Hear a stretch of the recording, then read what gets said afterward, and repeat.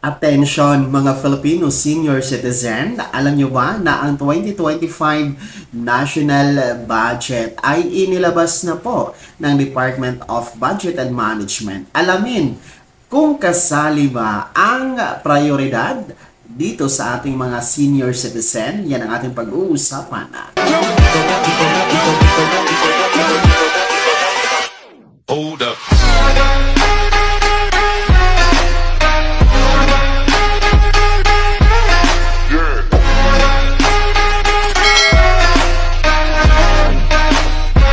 Hello mga ka-vlogs! Welcome dito sa aking YouTube channel. Magandang araw po sa lahat ng mga manonood sa anong po kayong dako sa mundo. Ito na nga mga ka-vlogs, ang 2025 National Proposed Budget para sa ating national ay inilabas na po ng Department of Budget and Management. And actually, ay aprobado na ito ng Pangulong Bongbong Marcos. So, meron po mga prioridad na pinaglalaanan ang ating 2025 national budget. Alamin natin kung kasama ba sa prioridad dito sa national budget na nagkakahalaga ng 6.3 trillion pesos. Kasama ba kayo mga senior citizen na paglalaanan dito? Kabilang na po ang pensyon, ang universal social pension, at iba pang mga benepisyo sa pagiging senior citizen. Pero bago natin yan pag-uusapan, kung bago ka pa lang dito sa aking YouTube channel, ay maaari nyo na pong i-click ang ating subscribe button at huwag kalimutang pindutin ang notification bell. Ilagay nyo po sa all para updated kayo sa lahat ng mga videos na i-upload ko. Mabalik tayo dito sa 2025 National Budget Proposed. Actually, ito nga po ay posted na sa website ng Department of Budget and Management at aprobado na po ito ng Pangulong Bongbong Marcos at kasalukuyan po itong itatransmit na sa Kamara para doon ito ay sasalang mga ka-vlogs. Kasi nasa third quarter na tayo ngayon ng 2024, dapat po sa last quarter tutungtong ng October ay talagang nakaset na ito for 2025 na national budget. Ito nga po ay may kabuang halaga na 6.3 trillion pesos mga ka-vlogs. And ito po ang mga iba't ibang ahensya na prioridad nitong 6.3 trillion pesos na proposed budget for 2025. Nangunguna po dyan ang Department of Education or DepEd, and kasali din po itong PhilHealth and ang ating DOH,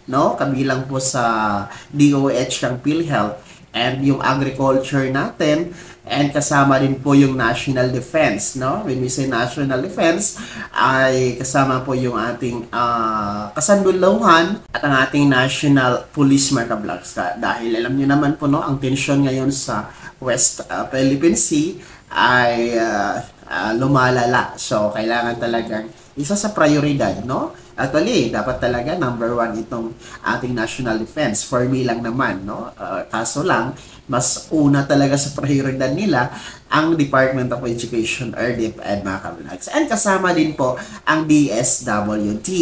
So, dito tayo pumapasok sa ating mga senior citizens sapagkat hindi naman po malinaw na kasama ba sa DSWD yung mga senior citizens kasama sa 6.3 trillion pesos na national budget for 2025 sapagkat ang DSWD ay napakalawak po ng kaniyang scope of responsibility. Marami po ang hinahawakan na trabaho ni DSWD, hindi lamang po ang mga senior citizen. And kung naalala niyo mga ka-vlogs, ay isasalin na po. Magkakaroon ng transition sa pamamahala ng mga senior citizen mula DSWD patungo kay NCSC or the National Commission of the Senior Citizen. So, hindi malinaw ngayon kasi magkakaroon na ng transition by next year, possible magkakaroon ng transition.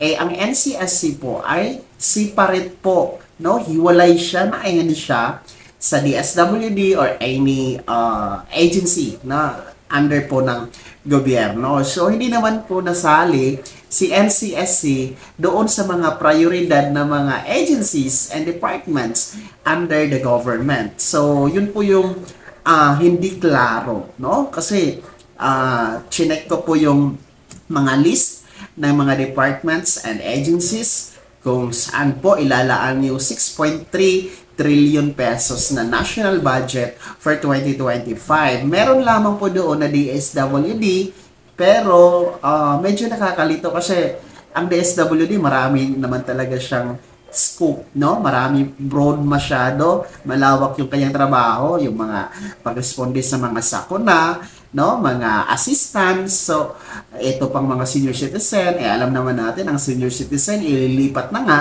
sa NCSC. So, hinahanap ko kasi doon kung meron pong NCSC na nakalagay, or the National Commission of Senior Citizen. Kaso wala, no?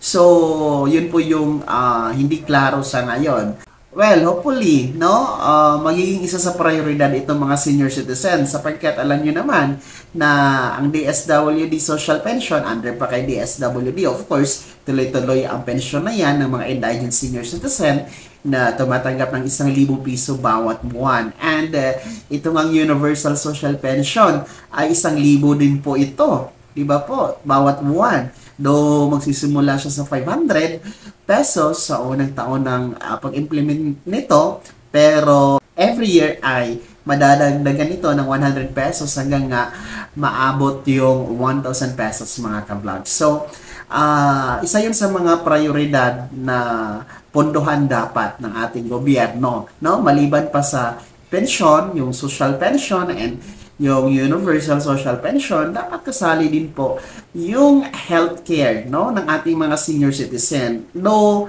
kasama naman po talaga yung DOH, ay kabilang na doon yung PhilHealth, pero hindi dapat separate po yung budget para sa mga senior citizen na libreng annual check-up, libreng gamot, libreng laboratory. So, yun po yung dapat yung lilinawin. So, let's see kung ano po ang kahihinathan nito, no? Baka naman po magiging klaro na ito by last quarter of this year na ma-itemize na, no? Ma-identify na talaga yung saan nga ba mapupunta ang budget for 2025 dito sa DSWD, kung kasama po ba ang Universal Social Pension, kasama po ba ang tinatawag nating healthcare ng ating mga senior citizen. Of course, the social pension is ongoing naman po yan, nag-i-exist na yan.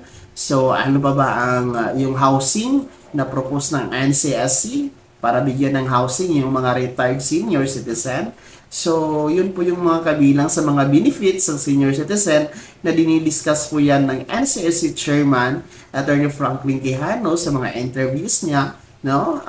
Yung mga benefits na yan. So, dapat yun yung klaro. Pero sa ngayon po, ay 6.3 trillion, no? Hindi siya billion kasi national budget na. So, 6.3 trillion pesos yung 2025 national budget. And tumaas nga ito ng 10% ngayong 2024 dahil ang budget natin ngayon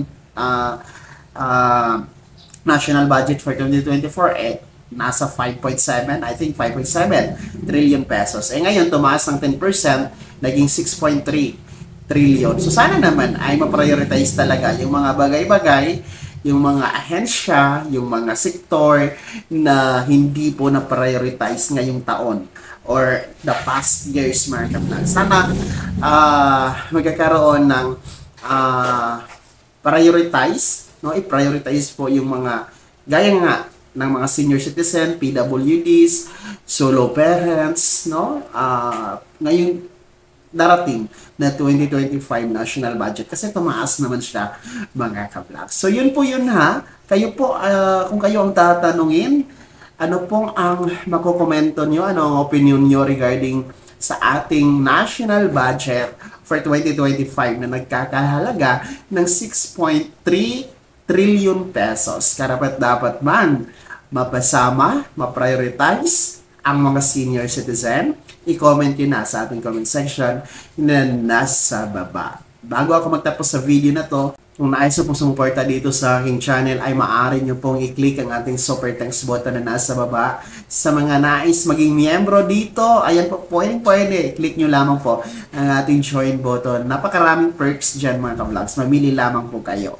Sana ay naging gabay ang video na to kahit paano ay napag-uusapan natin ang mga mahahalagang bagay sa ating lipunan, no? Lalong-lalo pa sa ating mga benepisyo ng ating mga miyembro or kasama dito sa Filipino Senior Citizen. Kung hindi ka pa nakasubscribe dito sa aking YouTube channel ay maaari nyo nang i-click ang ating subscribe button na nasa baba. Huwag niyong kaligtaan na i-turn na ng notification bell, ilagay niyo po sa all para updated ka sa lahat ng mga videos na i-upload ko.